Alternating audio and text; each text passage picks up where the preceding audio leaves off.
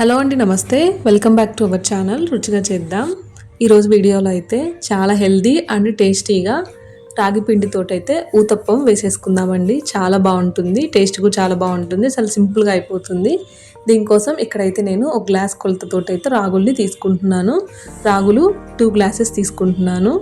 అలాగే 2 glass రాగులకి 1 glass మినప్పప్పునైతే తీసుకుంటున్నాను. ఇందులోకి 1 స్పూన్ మెంతులు వేసుకొని శుభ్రంగా క్లీన్ చేసుకోవాలండి. రాగుల్లో మనకి ఎక్కువగా రాళ్ళు పొట్టు అవి ఉంటుంది కదా, అవంతా పోయేలాగా ఈ విధంగా అయితే చక్కగా క్లీన్ చేసేసుకొని వాటర్ వేసుకొని ఒక 5-6 గంటలు అయితే కంపల్సరీగా నాననివ్వాలి. అప్పుడే మనకు పిండి అనేది బాగా సాఫ్ట్గా వస్తుంది. ఇలా ఒక 5-6 గంటల తర్వాత కంప్లీట్గా మనకు రాగులు, మినపప్పు, మెంతులు అనేవి బాగా నానిపోతాయి కదా. ఇప్పుడు మనం మిక్సీ జార్లో వేసేసుకొని కొంచెం కొంచెంగా వాటర్ యాడ్ చేసుకొని పిండి అయితే ఈ విధంగా పట్టేసుకోవాలి. మనకు రాగి పిండి అయితే చాలా సాఫ్ట్గా మెత్తగా ఉంటుందండి. ఇలా మొత్తం పట్టేసుకున్న తర్వాత ఒక బౌల్లోకి వేసేసుకొని ఇలా మొత్తాన్ని ఒకసారి బాగా కలిపేసుకోవాలండి.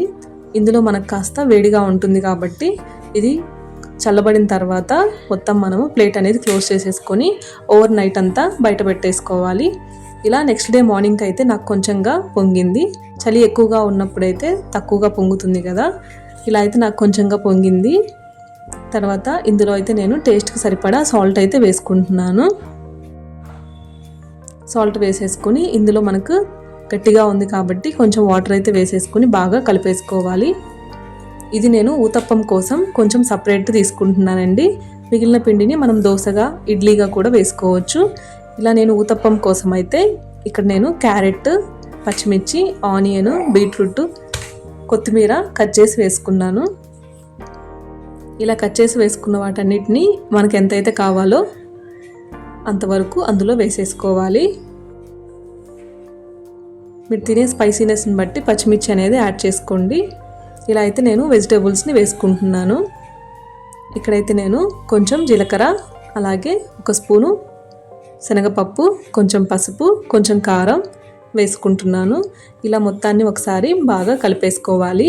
మీకు కనుక క్యారెట్, బీట్రూట్ అవైలబుల్గా లేకపోతే ఓన్లీ ఆనియన్స్, పచ్చిమిర్చి, కరివేపాకు, కొత్తిమీర వీటితోనే మనం ఊతప్పం అనేది వేసుకోవచ్చు. కానీ క్యారెట్, బీట్రూట్ వేయడం వల్ల తినని పిల్లలు కూడా ఇదైతే ఇష్టంగా తింటారు. టేస్ట్ అయితే చాలా బాగుంటుంది.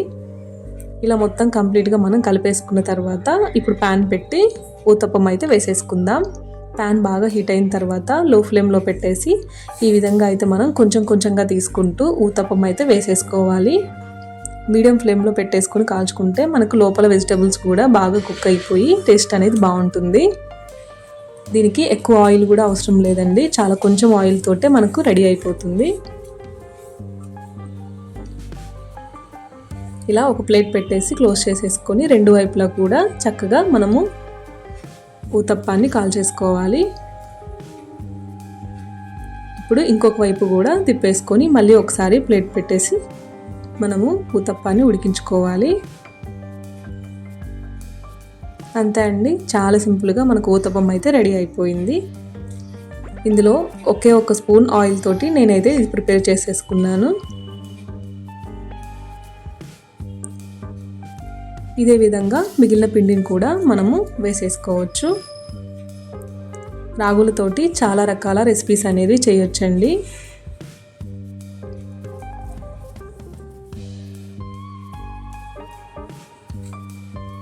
ఇలా అన్ని ఊతప్పాలను మనం రెడీ చేసుకోవచ్చు. చూసారు కదా, చాలా ఈజీగా మనకు రాగి ఊతప్పం అయితే రెడీ అయిపోయింది. మీరు ఒకసారి ట్రై చేసి ఎలా ఉందనేది కామెంట్ చేయండి.